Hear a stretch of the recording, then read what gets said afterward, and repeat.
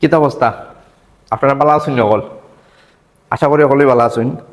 তো আজকের ক্লাসটা আসলে আমার সম্মানিত শিক্ষার্থীবৃন্দ, আপনারা যারা আমার অফলাইন ব্যাচে আসলা এবং আমার কলেজের যে সকল শিক্ষার্থীবৃন্দ আসুন আর কি আপনারা। তো আজকের ক্লাসটা আসলে আমি আপনার লাগে আমরা লোকাল ল্যাঙ্গুয়েজে নেওয়ার চেষ্টা করবো। যদি আমি পুরা লোকালও পারি না, একটা মিশ্রিত ভাষা হয়ে যায়।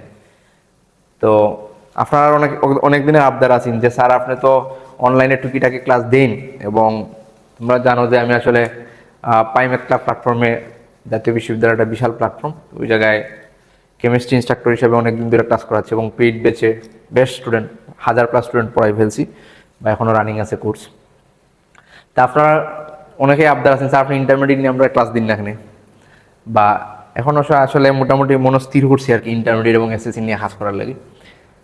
তো আজকের ক্লাসটা আসলে আমি আমার সিলেট জন্য তোমরা যারা আসলা আমার অফলাইন ব্যাচের, আমি সবার নাম হওয়া দিলে তো আর পারতাম না, এবং আমার কলেজের যে আমার স্টুডেন্ট যারা আছো তোমরা, বা আমার পরিচিত যারা এসএসসি এইচএসসি লেভেলে পড়াশোনা করছো আমার কাছে, অথবা পরিচিত অর্ধ পরিচিত এই সিলেট কমিউনিটির যারা যে কোনোভাবেই চিনো, তোমরার উদ্দেশ্য করে আসলে আমার ক্লাসটা। যদি আমি এটা অনলাইনে দিব, বাট কিছু করার নাই, আমি আমার লোকাল ল্যাঙ্গুয়েজেই তোমরা লোক আলাপটা করতাম চাই। আচ্ছা, তোমরা আর পরীক্ষার বাকি আসলে 1 মাস 30 দিনের মতো, তাই তো? এখন কেমিস্ট্রিতে যে জিনিসটা হয়, বা তোমরা অনেকেই অনেকভাবে পড়াশোনা করছো, দেশের বিভিন্ন সুনামধন্য প্ল্যাটফর্ম আছে, অনেক ভালো ভালো শিক্ষক আছে, বুয়েট মেডিকেল, অনেক বইটই বিসিএস এসিএস অমুক তমুক, অনেক বইটই সংগ্রহ করছো, অনেক পড়াশোনা করছো। তবে আজকের ক্লাসটা তোমরা যারা আসো আর কি, তোমাদের মধ্যে একটা শ্রেণী আছে না যে এখন থেকেই, অর্থাৎ এইচএসসি পরীক্ষার বাকি 1 মাস, কিন্তু তোমরা অনেকেই এখন থেকে বুয়েট মেডিকেলের চিন্তাধারা করতেছো। এইচএসসি পরীক্ষা এখনো শেষ না, মানে শুরুই হয় নাই, কিন্তু অনেকেই তোমার মধ্যে এত আত্মবিশ্বাস আছে যে না আমি তো বুয়েট মেডিকেলও পড়তাম, তাই তো? মানে অনেকেই হল দেখা শুরু করছো।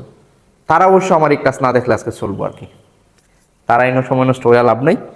তবে তোমাদের মধ্যে যারা এই যে অমুক ভাইয়ের বই, তমুক ভাইয়ের বই, অমুক রাইটারের বই, অমুক তমুক রাইটারের বই নিয়ে অনেকগুলা বই, অনেকগুলা ছোট ছোট বই, অনেক সিরিজের বই নিয়ে টেবিল সাজায় ফেলছো, কিন্তু পরীক্ষার মাত্র 1 মাস বাকি। কিন্তু আমি যদি তোমরার মধ্যে অনেকেরই প্রশ্ন করি, যেমন আজকে আমি তোমার সাথে চরিত্র রসায়ন চ্যাপ্টারটা, ওই সেকেন্ড পেপারের 4th অধ্যায় চরিত্র রসায়ন নিয়ে আলোচনা করব।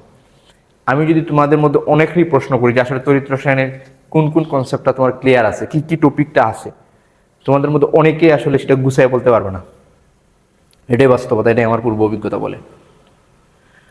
এবং অনেকেই তোমরা হতাশাগ্রস্ত আছো, রাস্তাঘাটে অনেকের সাথে দেখা হয়, বা পড়াশোনার খাতিরেও তো হয় মাঝে মধ্যে ভাব বিনিময়। তোমাদের মধ্যে যারা পারছো, যারা অনেক একটা শ্রেণী তো আসো অবশ্যই, খুব গুছাইয়া নোট করে পড়ছো, তোমরা জানো আসলে তোমাদেরকে কি করতে হবে। কিন্তু অনেকেই আসো শুধু পড়ার জন্যই পড়ছো, বিভিন্ন অনলাইন প্ল্যাটফর্ম, অফলাইন প্ল্যাটফর্ম, অমুক স্যার তমুক স্যার, অমুক ভাই তমুক ভাই, কয়ে অনেক টিচারের কাছে গেছো, দিন শেষে নিজে কিন্তু পড়াশোনা কখনো করেই নাই। ব্যাপারটা বুঝতে পারছি। যদি আমি আসলে সাধারণত বোর্ডের পেপার দেখি না, আমি গত বছর সিলেট বোর্ডের পেপার আনছিলাম, 350 পেপারের মতো দেখছি। তো ওই পেপার দেখে আমার একটা এক্সপিরিয়েন্স হয়েছে আর কি। আমাদের কেমিস্ট্রির অবস্থা নাজুক থাকে, আমি যেহেতু কেমিস্ট্রি টিচার বা কেমিস্ট্রি বোর্ডের পেপার দিয়েছি সেই হিসাবে বলতেছি। হচ্ছেটা কি, অনেক বেসিক প্রশ্ন, অনেক আমি এমন পেপার দেখছি যেগুলোর মধ্যে আসলে ক ক মানে লিখতে পারছে, যে ক ক লিখতে পারছে এমন স্টুডেন্টের সংখ্যা খুব নেহায়াত কম। এবং এমন পেপার আমি পাইছি যে বাফার দ্রবণ কাকে বলে, ওই জায়গায় বলে বিজ্ঞানী বাফার যে দ্রবণ আবিষ্কার করছে সেটাকে বাফার দ্রবণ বলে। এরকম পেপারও কিন্তু আমাদের পাই আমরা। এখন প্রশ্ন হইল স্যার কি করা, এমনিতে ডিপ্রেশনে আছি। তোমরা যারা মনে করতেছো যে না আমি ফার্স্ট করবো কিনা সন্দেহ আছি, বা আমি A+ পাওয়ার মতো একটা কেমনে আমি পাইতে পারি, কিছুটা কেমিস্ট্রি পারি কিছুটা পারি না, আমি A+ কেমনে পাইমু, তারা একটু দয়া করে আমার এই কথাগুলো একটু শুনলে মনে হয় উপকার হইব। ওকে, যা হয়েছে হয়েছে, অনেক রাইটারের বই আছে, ঠিক আছে, অনেক সিরিজের বই আছে, সবগুলো এক জায়গায় রাখো। এখনও যে 30 দিন সময় আছে, তুমি কেমিস্ট্রিতে আমি যদি ধরি ফার্স্ট পেপারে 5টা চ্যাপ্টার, সেকেন্ড পেপারে 5টা চ্যাপ্টার। আমি যদি আজকে একটু সেকেন্ড পেপার নিয়ে কথাবার্তা হই, ফার্স্ট পেপার সহজ আছে তুলনামূলক, মোস্ট অফ স্টুডেন্ট ফেল করে আসলে সেকেন্ড পেপারে এসে। সেকেন্ড পেপারে এমসিকিউ এবং ক মার্কেট। যারা আমার অভিজ্ঞতা বলে আমাদের স্টুডেন্টদের প্রায় 70% স্টুডেন্ট জৈব যৌগ পড়ে না। আর ওই টাইপের স্টুডেন্ট দেখলে আমরা অনেক সময় নিরুৎসাহিত করি, এটা কাজ নাই। তবে এখন থেকেই শুরু করে জৈব যৌগের যে ক মার্কেট জ্ঞানমূলক এবং অনুধাবন যে কোয়েকশনগুলো বিভিন্ন বোর্ডে আছে সবগুলো মুখস্থ করো। বুঝো না বুঝো মুখস্থ করো। যদি না থাকে বুঝলে তো বেটার, আমার কিছু বলা না, এটা তো গুড। কিন্তু যদি তুমি এটা মনে করছো যে জৈব যৌগ আমি নো টাচ করছি, বিপদে পড়ে গেছো এবং ফোর্সো মানে ফোর্সো। তোমার উচিত বোর্ডের যে প্রশ্নগুলো আসছে বিভিন্ন সময়ে দেখবা এগুলো রিপিট হয়, এই যে জ্ঞানমূলক এবং অনুধাবন বিভিন্ন রাইটারের বই আছে। তো আমি ব্যক্তিগতভাবে যদি সাধারণত অক্ষরপত্র পড়াই তো ওই জায়গায় দেখবা চ্যাপ্টারের শেষে বা ইয়েতে কোন কোন প্রশ্নগুলো আসছে, অথবা টেস্ট পেপার এবং সাপ্লিমেন্ট। আমি অন্য কোনো বইয়ের কথা বলবো না। বোর্ডের পরীক্ষায় তুমি A+ পাইতে হলে তোমার একটা মেইন বই এবং এটা টেস্ট পেপার বা গাইড বই যথেষ্ট, অন্য কিচ্ছুর দরকার নেই, অন্য কিচ্ছুর দরকার নেই। আমার দেখা অনেক সিরিজের অনেক রিনাউন্ড প্ল্যাটফর্মের অনেক বই আছে, কিন্তু আমি দেখছি টেস্ট পেপারের বাইরে কিছুই আসলে তেমন নাই। বোর্ড অন্তত বোর্ডের লাগে টেস্ট পেপার বা গাইড বই দ্যাটস এনাফ। যে কোনো প্রকাশনের একটা গাইড বই দ্যাটস এনাফ। ওকে, যাই হোক, যা যা আছে তোমাদের উচিত হইব এখন তুমি যে চ্যাপ্টারটা ধরবা। ফর এক্সাম্পল আমি যদি আজকে চরিত্র রসায়নের কথা কই, আমি তোমাদের চরিত্র রসায়নের কথা যদি আমি কই, চরিত্র রসায়নে বলো তো আমাদের আসলে কি কি বিষয় নিয়ে আলোচনা করা হয়, পরীক্ষায় আসে এই বিষয়গুলো আসলে কি কি। আমি জানি তোমরা আমার এই লম্বা কথাগুলো শুনিয়া মনে হবে যে আমার তো পরীক্ষা আইছে, এখন তোমাদের ভিতরে অনেক হতাশা। 2 মিনিট কথা শোনার সময় কিন্তু অনেকের নাই। আমি ক্লাসটা করি, এরকম অনেক শত শত ক্লাস করতেছো তোমরা অনলাইনে, আমি জানি, মানে টানায়া আর 2x 3x মানে খুব স্পিডে করতেছো। লাভ নাই যদি তুমি যদি না গুছায় পড়ো কোনো লাভ নাই, বুঝতে পারছো? আর গুছায় একটা পড়ো, একটা সৃজনশীল পড়ো, একটা টপিক পড়ো, অনেক কিছু। তো যাই হোক, আমি তোমরা এরকম যারা ওই একটু দুর্বল মধ্যবিত্ত, এটা অর্থনৈতিক দিক দিয়ে আমি পড়াশোনার দিক দিয়ে বুঝাইতেছি। তোমরা যারা আছো তোমরা এক কাজ করো। ফর এক্সাম্পল আমি চরিত্র রসায়নের কথা যদি আজকে তোমরা কই, আচ্ছা তোমরা আমার হৌসাই চরিত্র রসায়নে আসলে চরিত্র রসায়ন দিয়ে কয়টা প্রশ্ন বোর্ড পরীক্ষায় আসবে? যে কোনো বোর্ডে ন্যূনতম একটা অথবা দুইটা। কিটা হয়েছে? ন্যূনতম একটা নতুবা দুইটা, অর্থাৎ তোমাদের সৃজনশীল 8টা আসে, এর মধ্যে তুমি 5টা দিবা, একটা কনফার্ম চরিত্র রসায়ন থেকে আসবে ইলেকট্রোকেমিস্ট্রিতে, এটা তো শিওর। তুমি যত সালের বোর্ড আছে সবগুলোতে তুমি কুইলা দেখবে একটা পাইছই। আচ্ছা, অথবা কপাল ভালো থাকলে দুইটাও পাইতে পারো, ঠিক আছে। চরিত্র রসায়নের টপিক খুব কম, একটু চাইলেই পড়াশোনা করলে হয়। আচ্ছা, এখন আমরা যদি যাই যে আমাদের চরিত্র রসায়নে আর কথা বাড়াই না, আমি এই 1 মাস সময়ের মধ্যে তুমি আসলে কিভাবে শর্টকাট একটা প্রস্তুতি সুন্দর করে নিতে পারো যাতে তুমি 80+ মার্ক পাইতে পারো যারা মিডিয়াম লেভেলে আছে। আর যারা একবার পড়াশোনা করো নাই, মোটামুটি পার পায়ে যাওয়ার চিন্তা যারা করতেছো, তাদের জন্য এটা আসলে উপকারী পরামর্শ হবে। আচ্ছা, এখন আমি ফর এক্সাম্পল তোমাদের অনেকের ক্ষেত্রে আমি জানি ফার্স্ট পেপারটা অনেক সহজ মনে হয়, কিন্তু সেকেন্ড পেপার একটু কঠিন, তোমরা যারা পড়াশোনা একটু কম করো। তো সেকেন্ড পেপারে তো আসলে তুমি গুছিয়ে পড়াশোনাটা কিভাবে করবা, আমি এক্সাম্পল হিসাবে আমি তোমাদের একটা চ্যাপ্টারের কথা বলতেছি। মনে করো ওই চ্যাপ্টারের সাপেক্ষে তুমি সব চ্যাপ্টার বিবেচনা করতে পারো। আচ্ছা, আমরা যদি তোমাকে চরিত্র রসায়নের চ্যাপ্টারের ব্যাপারটা আসলে একটু বলি। কোন চ্যাপ্টার? চরিত্র রসায়ন। ফর এক্সাম্পল আমি চরিত্র রসায়নে তোমাদের পরীক্ষায় কোন কোন টপিক থেকে প্রশ্ন আসে তোমরা একটু বলো তো। চরিত্র রসায়নে আমি লেখার আগে তোমরা একটু মাইন্ড করো তো, কয়টা টপিক থেকে প্রশ্ন আসে? একটা তো আসবেই, সৃজনশীল একটা আসবে না? চতুর্থতা থেকে মিনিমাম একটা সৃজনশীল আসবে অথবা দুইটা, ঠিক আছে। এখন চলো মানে কোন কোন টপিক থেকে প্রশ্ন আসে। প্রথমেই কোন টপিক মাথায় আসতেছে বলো তো? ফ্যারাডের সূত্র। ফ্যারাডের সূত্র থেকে আসবে, ম্যাথ আসে না? আচ্ছা, পরে বলো তো আসলে কোন টপিক থেকে প্রশ্ন আসে? তড়িৎ বিভব। এই তড়িৎ বিভবের মধ্যে আছে জারণ বিভব, বিজারণ বিভব, তড়িৎ বিভব। এই টপিকগুলো সম্পর্কে একটু জানবো। জারণ বিভব, বিজারণ বিভব, ঠিক আছে। তড়িৎ বিভব বা তড়িৎদ্বার বিভব, জারণ বিভব, বিজারণ বিভব। আচ্ছা, তারপরে আছে প্রমাণ তড়িৎদ্বার বিভব। আচ্ছা, এটা আমরা পরেও বলবো। এবং আমরা ওই চ্যাপ্টার থেকে বেসিক আইডিয়াটা নিব, ওই যে তড়িৎ বিশ্লেষক কোষ এবং গ্যালভানিক কোষ।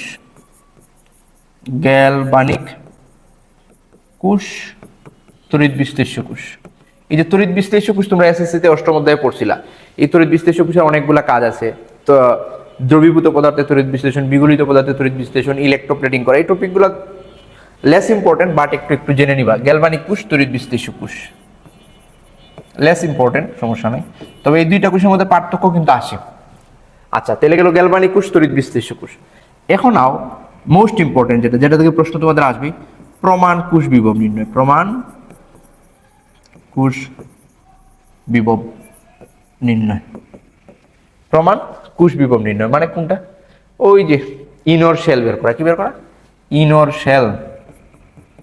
ইনর শেল, ইনর শেল বের করা প্রমাণ কোষ বিভব নির্ণয়। আসে না? আসে। আচ্ছা, আরেকটা আছে, এটা হলো প্রমাণ কোষ বিভব, আর হলো নানস্টের সূত্র প্রয়োগ করে যে কোনো টেম্পারেচার। প্রমাণ কোষ বিভবটা আসলে প্রমাণ তাপমাত্রায়, অর্থাৎ প্রমাণ তড়িৎদ্বার দিয়ে 25 ডিগ্রি সেলসিয়াস তাপমাত্রা এবং যখন 1 মোলার ঘনমাত্রা বিশিষ্ট, কিন্তু ডিফারেন্ট থাকলে অর্থাৎ নানস্টের সমীকরণ কোষ বিভব নির্ণয়। এটাকে এই জায়গায় আমি আর প্রমাণ লিখবো না, এটা হলো কোষ বিভব নির্ণয়। কোষ বিভব নির্ণয়, ঠিক আছে? আচ্ছা, এই কোষ বিভব নির্ণয়টা কোন সূত্র? নানস্টের সমীকরণ। নানস্টের সমীকরণ, ঠিক আছে? আর যেহেতু তোমাদের শর্ট সিলেবাস না, পূর্ণ সিলেবাস, যেহেতু তোমাদের এটা পূর্ণ সিলেবাস থাকার কারণে তোমাদেরকে, শর্ট সিলেবাস হলে এই জায়গায় এইটুকু পর্যন্ত শেষ ছিল, কিন্তু পূর্ণ সিলেবাস থাকার কারণে তোমাদের একটু দুই একটা জিনিস যোগ করতে হবে। সেটা হলো যে প্রমাণ হাইড্রোজেন তড়িৎদ্বারের গঠন, হাইড্রোজেন তড়িৎদ্বার, পরে ক্যালোমেল তড়িৎদ্বার, ক্যালোমেল তড়িৎদ্বারের গঠন। এটা জাস্ট গঠন আছে, তড়িৎদ্বারের গঠন। আচ্ছা, প্রমাণ হাইড্রোজেন তড়িৎদ্বার আর হইল গিয়া ক্যালোমেল তড়িৎদ্বারের গঠন। আর আসবে জ্বালানি কোষ। তোমরা এটা শর্ট সিলেবাসে ছিল না, এটা হলো জ্বালানি কোষ। আর ব্যাটারির মধ্যে দুইটা ব্যাটারি শিখতে হবে, lithium ion battery, lithium ion battery, আর হলো lead storage battery, lead storage battery. এগুলোর গঠন কার্যাবলী, গঠন এবং কার্যাবলী ব্যাটারি। আচ্ছা, battery, okay. Lithium ion battery, lead storage battery, আর গঠন এবং কার্যাবলী। আর সবশেষে যে জিনিসটা পড়তে হবে, ফুয়েল সেল, হাইড্রোজেন ফুয়েল সেলের গঠন, ফুয়েল সেল এবং হাইড্রোজেন ফুয়েল সেলের সুবিধা অসুবিধা। Hydrogen fuel cell, hydrogen fuel cell এর গঠন এবং ব্যবহার, আর কি গঠন এবং ব্যবহার। এখন আমি তোমরা একটা নিশ্চিত কথা দিতে পারি, তোমাদের যে বোর্ডে প্রশ্ন আসবে, ছোট প্রশ্ন বলি আর বড় প্রশ্ন বলি, যাই বলি না কেন, এই টপিকগুলার বাইরে প্রশ্ন আসার সম্ভাবনা 0%। এই টপিকগুলা থেকে আসবে, ঠিক আছে? আচ্ছা, বলো তো, তড়িৎ রসায়নে আমরা ফ্যারাডের সূত্রটা শিখবো। আচ্ছা, আমি যদি একটু বেসিকটা আলোচনা করা হই, ফ্যারাডের সূত্রটা আসলে কি আছে বলো তো? কেউ কি বলতে পারবা? এই যে ক মার্কের প্রশ্ন, একজন টিচার দেখো, বোর্ডের যখন পেপার আমরা দেখি বা যে টিচার দেখবে, তুমি যদি প্রথমে ক প্রশ্নটা, তোমরা অনেকেই মনে করো যে আমি পাশের জন দিকে লিখে ফেলবো, এরকম এটা হয় না আসলে। আর দিকে লিখতে গেলে তোমার ভুল হবে। তোমার আসলে যে ফ্যারাডের সূত্রটি বিবৃত করো 1 মার্কের প্রশ্ন বা 2 প্রশ্নের সূত্রটা। তো ফ্যারাডের সূত্রটা আসলে কি? যে কোনো তড়িৎ বিশ্লেষণের মধ্য দিয়ে তড়িৎ প্রবাহিত করলে যে কোনো তড়িৎদ্বারে দ্রবীভূত বা সঞ্চিত পদার্থের পরিমাণ ওই তড়িৎ বিশ্লেষণের মধ্য দিয়ে প্রবাহিত তড়িৎ প্রবাহের কি সমানুপাতিক বা প্রবাহিত আধানের সমানুপাতিক। অর্থাৎ মূল কথা হইল, আমরা তো জানি তড়িৎ বিশ্লেষ্য কোষ বা গ্যালভানিক কোষের খাস কি, এনোড থেকে পদার্থ দ্রবীভূত হইব, ক্যাথোডে গিয়ে জমা হইব। এই যে এনোড থেকে কতটুকু দ্রবীভূত হইব অথবা ক্যাথোডে কতটুকু জমা হইব, এটা কিসের উপর নির্ভর করে? তার মধ্যে আমি কতটুকু বিদ্যুৎ প্রবাহিত করতেছি। অর্থাৎ এনোডে সঞ্চিত দ্রবীভূত, এনোড হতে সাধারণত দ্রবীভূত, এনোডে দ্রবীভূত এবং ক্যাথোডে সঞ্চিত পদার্থের পরিমাণ W, তার মধ্যে দিয়ে প্রবাহিত আদানের সমানুপাতিক। এটার গাণিতিক ইকুয়েশনটা কি? W সমানুপাতিক Q। এই যে Q মানে আদান। আবার এটাও আমরা জানি যে Q is equal to IT। Q is equal to কি তা? IT। এটা ওই যে নবম দশম শ্রেণীর চলতড়িৎ থেকে তোমরা পড়ছিলা যে তড়িৎ প্রবাহ I সমান Q/T। তড়িৎ প্রবাহের সংজ্ঞা দিব নাকি? যে কোনো পরিবাহী যে কোনো প্রস্থচ্ছেদের মধ্যে দিয়ে একক সময়ে যে পরিমাণ আদান প্রবাহিত হয় কোনো পরিবাহী যে কোনো প্রসেসরের মধ্যে একক সময়ে যে পরিমাণ আদান প্রবাহিত তাকে তড়িৎ প্রবাহ বলে, এর একক এম্পিয়ার ইত্যাদি। আচ্ছা আমি এদিকে এর মানে এই যে অর্থাৎ এই কথার মূল কথা কিটা, যে আমি যখন কোনো কোষের মধ্য দিয়ে তড়িৎ প্রবাহিত করবো তখন এনোড থেকে পদার্থ দ্রবীভূত হইব অথবা ক্যাথোডে জমা হইবে, দুইটা ঘটনাই তো ঘটবো। তে এনোড থেকে কতটুকু দ্রবীভূত হবে অথবা ক্যাথোডে কতটুকু জমা হবে তা নির্ভর করে ওই তড়িৎ বিশ্লেষক কোষের মধ্যে প্রবাহিত আদানের সমানুপাতিক। তা আদান মানে কি ওই তো। এখন তুমি এটাকে গাণিতিক রূপে ফরম্যাটে নিতে চাও, এটা আমরা কি লিখি, বা ডাব্লিউ সমান সমান জেড কিউ। জেড মানে কি তড়িৎ রাসায়নিক তুল্যাঙ্ক। আচ্ছা তুমি যদি চাও যে এই সমীকরণটা তুমি আরেকটু লম্বা করতে, Z is equal two IT, কারণ অনেক সময় আদান না দিয়া দিলাইব এত এম্পিয়ার বিদ্যুৎ এত সেকেন্ড ধরে প্রবাহিত হচ্ছে অথবা এত মিনিট ধরে, তখন ওই যে জেড আইটি, এই তো শেষ। W is equal to Z IT আমার সমীকরণ। এখন এই জায়গায় তড়িৎ রাসায়নিক তুল্যাঙ্ক, তড়িৎ এটা সংজ্ঞাও আছে, তড়িৎ রাসায়নিক তুল্যাঙ্ক, তুল্যাঙ্ক তড়িৎ রাসায়নিক তুল্যাঙ্ক এটা জেড। এখন বলো তো জেড নির্ণয়ের সূত্রটা কি? এই তড়িৎ রাসায়নিক তুল্যাঙ্ক জেড, জেড নির্ণয়ের সমীকরণটা ইয়েটা কি বলো, পারবা অনেকেই? অনেকেরই কিন্তু মাথায় আসতেছে না, আবার কেউ কেউ পারতেছে, সমস্যা নেই। ওই যে একটা প্রশ্ন আছে না যে সিলভারের তড়িৎ রাসায়নিক তুল্যাঙ্ক এত গ্রাম পার কুলম বলতে কি বোঝায়? গ্রাম পার কুলম, এর মানে কি উপরে গ্রাম কিছু থাকবে নিচে কুলম থাকবে, এমনি কিন্তু ইয়ে দেওয়া হয়। অর্থাৎ পারমাণবিক ভর, আমি যে তড়িৎ রাসায়নিক তুল্যাঙ্ক হইল ওই মৌলের পারমাণবিক ভর, তুমি যেটা মনে করো জিঙ্কের বললো তো জিঙ্কের পারমাণবিক ভর লিখবা, আর নিচে হলো যোজনী, ওই যে ওই মৌলটার যোজনী ইন্টু 96,500 ফ্যারাডের ধ্রুবক 96,500 কুলম। ঠিক আছে, এই তো স্যার আমি কিন্তু এখন আমি কি সংজ্ঞায় যাবো তড়িৎ রাসায়নিক তুল্যাঙ্কের, তবে এগুলো তোমাকে শিখতে হবে যে সিলভারের তড়িৎ রাসায়নিক তুল্যাঙ্ক এত বলতে কি বোঝায়। এই দেখো তো ফ্যারাডের সূত্রটার মূল কথা কি, যে আমি কোনো তড়িৎ বিশ্লেষের বা তড়িৎ কোষের মধ্য দিয়ে যে পরিমাণ বিদ্যুৎ প্রবাহিত করবো আসলে এর উপরে নির্ভর করবো কতটুকু পদার্থ দ্রবীভূত হইব অথবা কতটুকু পদার্থ সঞ্চিত হইব। তা ডাব্লিউ সমানুপাতিক কি কিউ, কিউরে আমি বাংলাম পারি আইটি, তাই তো ওই যে কিউ সমান আইটি। এখন ওই যে জেড আইটি আমি তো এইভাবে তার গাণিতিক ক্যালকুলেশন করতে পারবো না, সমানুপাতিকটা তুললে আমি সমান আনবো জেড আইটি। জেড মানে কি তড়িৎ রাসায়নিক তুল্যাঙ্ক, তড়িৎ রাসায়নিক তুল্যাঙ্ক কি পারমাণবিক ভর বাই যোজনী ইন্টু 96,500 কুলম। এখন তুমি বলবে যোজনী তো আমার মুখস্থ নাই, এগুলো আমাদের পরিচিতই দিবে কপার জিঙ্ক এইগুলা। এখন আরেকটা সহজ কথা হইলে যেমন জিঙ্কের যোজনী তুমি জানো না, অবস্থান্তর মৌল বা ডি ব্লকের যোজনী তো আমরা সাধারণত মুখস্থ করি না, তুমি এইভাবে মনে রাখবা। আচ্ছা জিঙ্ক সচরাচর একটা জিঙ্কের যৌগের নাম হৌসাই হও, তো তুমি বলবে জিঙ্ক সালফেট, ওই যে সালফেটটা তুমি অবশ্যই মুখস্থ যৌগমূলক মুখস্থ করা উচিত। -2 এই অংশ +2, এর মানে আমি যদি ওই জিঙ্কের কি বের করতে চাই, জিঙ্কের তড়িৎ রাসায়নিক তুল্যাঙ্ক বের করতে চাই, আমি মনে ফর এক্সাম্পল জিঙ্কের তড়িৎ রাসায়নিক তুল্যাঙ্ক আমি বের করতে চাই, কি হবে জিঙ্কের ভর 63 ধরি মনে হয়, 63 কত ধরা হয়, আমরা নর্মালি 63 ধরি, 63.39 বা 49 যাই হয়। এই জিঙ্ক কপার সিলভার ইকুয়েটার বল মুখস্থ করবা। যোজনী এর হ্যাঁ এর যোজনী হবে 2। কেমনে বুঝলাম, ওই যে জিঙ্ক সালফেটে আমি সালফেট যদি -2 হয় এটা হবে +2, এগুলো হলো জারণ মান, -2 +2 এটা জারণ মান, আর জারণ মানের সংখ্যাটা প্লাস মাইনাসটা বাদ দিলে হয়ে যাবে যোজনী। তো জিঙ্কের যোজনী 2, 96,500 কুলম, 96,500 কুলম, ওই হলো গ্রাম আর ওই কুলম, ওই যে ভাগ করলে গ্রাম পার কুলম, শেষ। ওকে, এই হলো আমাদের ফ্যারাডের সূত্র। ওই যে একটু কিছুক্ষণ পরে আমি তোমাদের কি দেখাবো, সৃজনশীল দেখাবো, দেখবা তোমরা ওই যে সৃজনশীলে ফ্যারাডের সূত্র আছে, আমি হাতে কলমে দেখাই দিব। আজকে হয়তো খুব বেশি সৃজনশীল সলভ করার সুযোগ নেই, তোমাদের যদি এই ক্লাসগুলো ভালো লাগে আর তোমরা যদি আমার সাথে থাকো, তোমাদের সময় নেই, তবে আমি চেষ্টা করবো এই সবগুলো সলভ করে দেয়। ওকে গেল, আশা করি এইটা নিয়ে আর কোনো ঝামেলা আসেনি।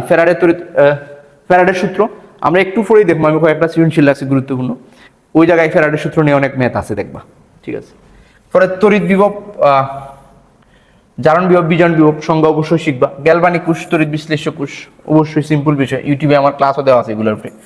প্রমাণ কোষ বিভব নির্ণয়, ইনর্শিয়াল, ইনর্শিয়াল মানে কি ই anode oxidation plus E cathode reduction, এবং কোষ বিক্রিয়া লেখা, অর্ধ কোষ বিক্রিয়া লেখা, এটা আমাদের জানতে হবে।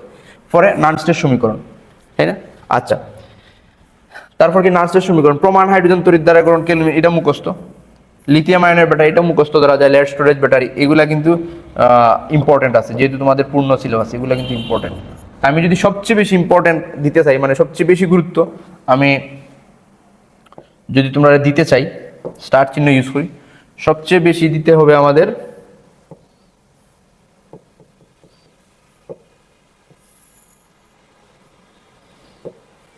আমি যদি ইয়ে করি এই জায়গায় প্রমাণ কোষ বিভব, ওই যে ইনর্শিয়াল, অবশ্যই নার্সের সমীকরণ লাগবো, ফ্যারাডের সূত্র। এগুলো হইল গিয়া মোস্ট ইম্পর্টেন্ট, চারটা পাঁচটা, ঠিক আছে। এরপরে আমরা যে জিনিসটা লাগবে, এটা লোকে তো অবশ্যই বেসিক লাগবে, এই জন্য জারণ অর্ধ বিক্রিয়া, বিজারণ অর্ধ বিক্রিয়া রাখে। দেন আমরা আসলে ওই যে লিথিয়াম আয়ন ব্যাটারি, যেহেতু তোমাদের পূর্ণ সিলেবাস, ফুয়েল সেল, প্রমাণ তড়িৎদ্বার, এগুলো লাগবে। অর্থাৎ তুমি যদি তড়িৎ রসায়নের এই টপিকগুলো জানো, তাইলে স্যার আসলে পরীক্ষায় যে সৃজনশীলটা আসবে এটা তুমি পারবা, ঠিক আছে। এখন তুমি আমার বলতে পারো যে স্যার, আচ্ছা ফ্যারাডের সূত্র তো একটু সংক্ষেপে আলোচনা করছি, এখন আমি যদি তোমারে ওই বিস্তারিত আলোচনা করতে যাই, অর্থাৎ আমার গুরুত্বপূর্ণ কিটা ফ্যারাডের সূত্র, আমি একবার ওইটা ডাব্লিউ জেড কিউ জেড মানে জেড কিভাবে বের করতে হয় এই বিষয়গুলো আমি কইলাম, তোমরাও নিশ্চয়ই জানো। পরে প্রমাণ কোষ বিভব নির্ণয় এবং নানসের সমীকরণ। এখন অনেকে কিন্তু ঝামেলা করে, ওই যে ইনর শেল আর ই শেল কখন হবে, কখন নানসের সমীকরণটা হবে, এটা অনেকেই বুঝে না, এটা নিয়ে আমি তোমাদের আলোচনা করবো। এইগুলো পড়লে আসলে আমাদের শেষ। আচ্ছা একটু খেয়াল করো, আমি তো কইছি না এই যে তিনটা টপিকই বেশি ইম্পর্টেন্ট। চলো আমরা যে কোনো একটা সৃজনশীল দেখি, আমরা কোন জায়গা থেকে প্রশ্ন আইছে দেখো। যশোর বোর্ড 2023। আচ্ছা যশোর বোর্ড 2023 কৌছে আমারে, আমি যে কমন দিছি তোমরা এর ভিতরে আইছে কিনা, উদ্দীপকের কোষে অনুষ্ঠিত ফ্যারাডের সূত্র বিবৃতি ও ব্যাখ্যা করে। জাস্ট ফ্যারাডের সূত্র বিবৃতি এবং ব্যাখ্যা কমন ফুটছে নি, ফ্যারাডের সূত্র থেকে আইছে। তারপরে উদ্দীপকের কোষে সিলভার দ্বন্দ্বে কত দিয়ে সিলভার পরমাণু সঞ্চিত হবে, W equal to Z IT, ঠিক আছে। জেড আমরা বের করবো, ওই যে দিয়ে দিচ্ছে, সিম্পল বিষয়, অঙ্ক করার সময় আমি করবো। আমি জাস্ট এখন বুঝাইতে চাচ্ছি যে আমাদের যে এই টপিকগুলোই কি দরকার। একটু আগে আমি আবার কি বলছি দেখো, খেয়াল করো, আমি জাস্ট আজকে আমি তোমার বুঝাইতে চাইলাম যেগুলো আমার ইম্পর্টেন্ট, এই টপিকগুলো আমার পারলে হয়ে যাব। উদ্দীপকের কোষে সংগঠিত অর্ধকোষ বিক্রিয়া এবং কোষ বিক্রিয়া সমীকরণ, ওই যে জারণ অর্ধ বিক্রিয়া, বিজারণ অর্ধ বিক্রিয়া, এটা তুমি কইছি বেসিক আইসি নি আমরা কমন দেখি। উদ্দীপকের অ্যানোডে দ্রবণটি দীর্ঘকাল জিঙ্ক পাত্রে সংরক্ষণ করা যাবে কিনা, ওই যে জিঙ্ক পাত্রে সংরক্ষণ করা যাবে কিনা, এটাই তোমার কোষ বিভব, এটাই তোমার কোষ বিভব। তো কোষ বিভব হইতে পারে দুইটা সূত্র, কোষ বিভব নির্ণয়ের কয়টা সূত্র হচ্ছে, দুইটা। ইনর শেল যদি প্রমাণ কোষ বিভব, ইনর ওই যে নট দিয়ে আসলে আমরা প্রমাণ অবস্থায়, শেল সমান ইনর এনোড অক্সিডেশন সূত্র, ই এনোড অক্সিডেশন প্লাস ইনর ক্যাথোড রিডাকশন। ওকে, এইটা হলো আমার ওই যে নর্মাল ইএমএফ, অর্থাৎ প্রমাণ কোষ বিভব বের করা, প্রমাণ কোষ বিভব। এখন তুমি কই যারা একটু পড়াশোনা কম করছো তারা আমি কই, প্রমাণ কোষ বিভব তুমি বুঝবাই কিলা, যখন দেখো ওই যে মানের সাথে দেখো ইনর শেল দেওয়া আছে, কিটা দেওয়া, ইনর শেল দেওয়া না, তো এই যে ইনর দেওয়া যেটা, তখনই বুঝবো এটা প্রমাণ কোষ বিভব, মানে ওই সূত্র হইব। আচ্ছা যদি এই প্রমাণ কোষ বিভব না হইয়া, প্রমাণ কোষ বিভবের শর্তটা কি আছে, 25 ডিগ্রি সেলসিয়াস তাপমাত্রা, 1 মোলার ঘনমাত্রা, ওই সাপেক্ষে তার বিভবটা আসলে এত হয়েছিল। এটা কিসের বিভব দেওয়া, বিজারণ বিভব দেওয়া, সিলভার আয়ন থেকে সিলভার বিজারণ বিভব দেওয়া, প্রমাণ জারণ বিভব, প্রমাণ বিজারণ বিভব। আর অনেক ক্ষেত্রে এখন তোমরা আবার অনেকেই ঝামেলা করো যে স্যার আমি যে কোষ বিভব বের করবো, এটা তো একটা কোষ বিভব ইনর শেল, আর নর্মাল এটার আমরা ইএমএফ কই, ইএমএফ ইলেকট্রোমোটিভ ফোর্স। আচ্ছা নানস্টের সমীকরণ কোন সময় হইব, যদি আমি নানস্টের ইকুয়েশনটা, নানস্টের সমীকরণটা কেউ কৌশাই পারবাইনি, সমীকরণ কিতা হোক, ই shell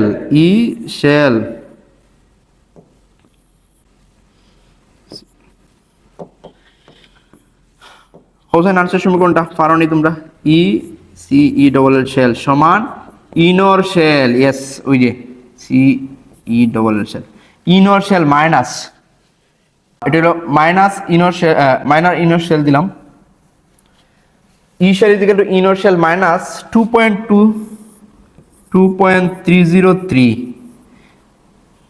RT by NF log উৎপাদ আয়ন বাই বিক্রিয়ক আয়ন। এই জায়গায় আমি উৎপাদ আয়ন লিখতাম, উৎপাদ আয়ন বাই কি বিক্রিয়ক আয়ন,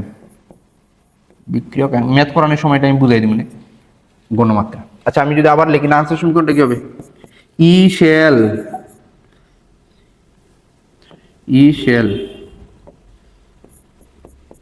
সিই ডবল এল, ই শেল সমান ইনর শেল, প্রমাণটা তো লাগবেই, সিই ডবল ইনর শেল মাইনাস 2.303, কেউ লোন দিয়েও লেখে, তবে আমি সাজেশন করবো তোমরা স্যার অনেকেই কি করে একেবারে এই সবগুলার মান বসাইয়া লিখে ফেলে, আমি তোমরা সাজেশন করবো যে না তোমরা একটা লাইন একটু বেশি লেখো। আর সবগুলো আমি এক নিয়মে করবো। আজকে আমার একটা ক্লাস করছো, অমুক দিন তমুকের একটা ক্লাস করছো, এখন ইউটিউবে বা অনলাইনে অ্যাভেলেবেল ক্লাস আছে, এক একদিন এক একটা দেখতেছো, এটা তোমার জন্য বিপজ্জনক। তুমি যদি মিডিয়াম লেভেলের স্টুডেন্ট হও, তুমি যে নিয়মটা যে ম্যাটটা যাকে ফলো করে করবা সবসময় ওই নিয়মই করবা, ওই নিয়মটারে তুমি সেট আপ করবা, কারণ অঙ্কটা হুবহু পরীক্ষায় নাও আসতে পারে। ঠিক আছে, তো দেখো 2.303 RT NF লগ উৎপাদায়ন, মানে আমি যখন জারণ অর্ধবিক্রিয়া বিজারণ অর্ধবিক্রিয়া লিখবো তখন উৎপাদে যে আয়নটা দেখবো তার গণমাত্রা, উৎপাদ আয়নের গণমাত্রা বাই বিক্রিয়ক আয়ন, আমি ম্যাথ করানোর সময় অবশ্যই বুঝাই দিব, বিক্রিয়ক আয়নের গণমাত্রা। এখন এই সূত্রটা কখন হবে দেখবা, যখন লবণের মধ্যে ব্র্যাকেটে গণমাত্রা দেওয়া থাকবে। এই জায়গায় দেখো তো, এই যে সিলভার আয়ন, এটা কি গণমাত্রা দেওয়া আছে? লবণের গণমাত্রা দেওয়া আছে? নাই। তাইলে তুমি মোটামুটি কনফার্ম, এবং ইনর আছে, এটা প্রমাণ কোষ বিয়োগ হবে। আর গণমাত্রা দেওয়া না থাকলে তোমাকে বুঝতে হবে যে নান্সের সমীকরণ হচ্ছে না। ঠিক আছে, আচ্ছা, উদ্দীপকের অ্যানোডের দ্রবণটি দীর্ঘকাল জিঙ্কের পাত্রে সংরক্ষণ করা যাবে কিনা, জিঙ্কের পাত্রে সংরক্ষণ করা যাবে কিনা, অমুকের পাত্রে তমুক সংরক্ষণ করা যাবে কিনা, এটা আমরা আসলে সিদ্ধান্ত কি দিব? ইএমএফ বের করে। কি বের করে? ইএমএফ। ইএমএফ মানে কোষ বিভব। কোন কোষ বিভব? এই কোষ বিভব। যদি নানস্টের শর্ত দেয়, আচ্ছা বলো তো এই অঙ্কটা কি নানস্টের সমীকরণ দিয়ে হবে? এই অঙ্কটা কি নানস্টের সমীকরণ দিয়ে হবে? উত্তর হইল না, নানস্টের সমীকরণ দেওয়া হবে না। কেন না? কারণ তাদের দেখো গণমাত্রা দেওয়া নাই। কি দেওয়া নাই? গণমাত্রা দেওয়া নাই। আমি কি একটা ম্যাথ করাই দিব? আচ্ছা করাই দিব, না সমস্যা নেই। আমরা পরের গুলো আমি বুঝাইতে যাচ্ছি যে আমাদের ওই টপিকগুলোর বাইরে কোনো প্রশ্ন আসে কিনা সাধারণত। তো চলো, এই যে সিলেট বোর্ড 30, বলো তো আমাদের কমন পড়ছে কিনা।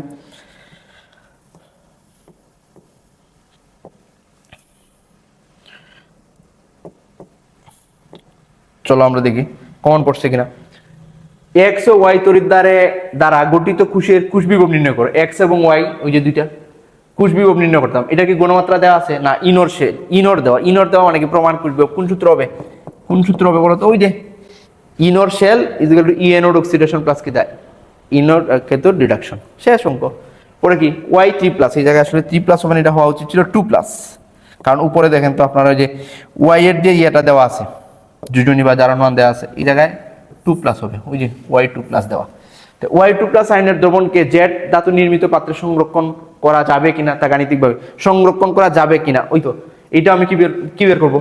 ওই যে পাত্রে আমি রাখবো এটাকে এনোড ধরে, যে পাত্রে আমি রাখবো ওইটাকে এনোড ধরে এটা ইএমএফ বের করবো, ইনর শেল বের করবো। কি বের করবো? ইনর শেল। ইনর শেল কেন? অন্য কোনো ডাটা দেওয়া নাই, তাদের গণমাত্রা দেওয়া নাই, মানে এই জায়গায় নানসের সমীকরণটা হবে না। অর্থাৎ ইনর শেল বের করি না, ই এনোড অক্সিডেশন প্লাস ইনর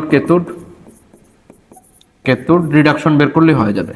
রিডাকশন বের করলে ম্যাটটা হয়ে যাবে, যদি এটার মান পজিটিভ আসে। যদি এটার মান পজিটিভ আসে, মানে যে পাত্রে আমি রাখবো ওই পাত্রটাকে এনোড দুইটা, যদি আমাদের মানটা পজিটিভ আসে তাইলে বিক্রিয়াটা স্বতঃস্ফূর্তভাবে ঘটবে, মানে ওই পাত্রে এটা রাখা যাবে না।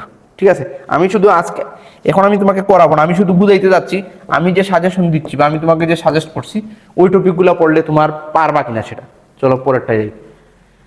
কি আছে দেখো, উদ্দীপকের দ্রবণে 1 ঘন্টা বিদ্যুৎ চালনার পর গণমাত্রা কত হবে? ওই যে উদ্দীপকের দ্রবণের নরমাল একটা গণমাত্রা আছে, তারপরে কেতোডে গিয়ে জমা হবে, ওই যে নিকেল আয়ন, নিকেল গিয়ে কি হবে? জমা হবে। নিকেলের কেতোডে যে কোষ বিক্রিয়া লিখতে হবে, যে নিকেলের যোজনী 2, আমি কেমনে বুঝলাম? ওই যে এই জায়গায় নিকেল আছে, কি নিকেল নাইট্রেট। দেখো আমি নিকেলের যোজনী কিন্তু জানি না, কিন্তু নাইট্রেটের যোজনী জানি, -1 × 2, এই অংশ হবে +2। এই যে সে গিয়ে কেতোডে জমা হবে, 2টা ইলেকট্রন গ্রহণ করবো, কইরা গিয়ে আসলে নিকেল সলিড হিসাবে জমা হবে। ঠিক আছে, এখন আমি দেখবো যে সে কি পরিমাণ পদার্থকে জমা হয়েছে, পরে তার গণমাত্রা কত। উদ্দীপকের দ্রবণে 1 ঘন্টা বিদ্যুৎ চালনা করলে, এই যে এই জায়গায় হলো 2F, 2 × 96,500 কুলম্ব। যেটা ম্যাথ করানোর সময় তো অবশ্যই আমি বুঝাবো। করলে চালনার পর তার দ্রবণের গণমাত্রা কত হবে, মানে কি পরিমাণ পদার্থ জমা হয়েছে ওইটা বাদ দেওয়া পরে দেখবো তার গণমাত্রা আসলে কত হয়েছে। এমন আমাদের কমনের মধ্যে আসছে। তারপরে কি? উদ্দীপকের তড়িৎ বিশ্লেষ্য দ্রবণটিকে দীর্ঘদিন দস্তার পাত্রে সংরক্ষণ করা সম্ভব কিনা, সেম। অর্থাৎ এই মুহূর্তে যে আমি লাগার সাথে সাথে 3টা সৃজনশীল দেখলাম, আমাদের 4 নম্বর প্রশ্নটা কিন্তু সেমই আসছে, যে অমুকের পাত্রে তুমুক রাখা যাবে কিনা। এর মানে তোমাদের বোর্ড প্রশ্ন এরকম একটা প্রশ্ন তুমি পাচ্ছ বলা যায়। এই যে এর মানে আমাদের এটা কমন পড়ছে। পরে কি? এ দ্রবণে 500 ml পানি যোগ করলে যে দ্রবণ তৈরি হয়, তার এটা অবশ্য এই চ্যাপ্টারের না, আমি স্কিপ করলাম, এটা পরিমাণগত রসায়ন। পরে দেখি উদ্দীপকের কুষ্টির মোট কোষ বিভব গণনা করো। তো উদ্দীপকের কুষ্টি এস, তোমরা আমাকে একটু বলো তো কোষ বিভব মানে তো ইসিএল বের করা।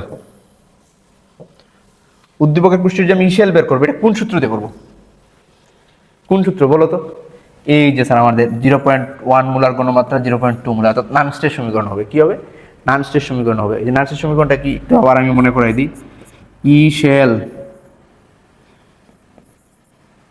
সমান ইনর শেল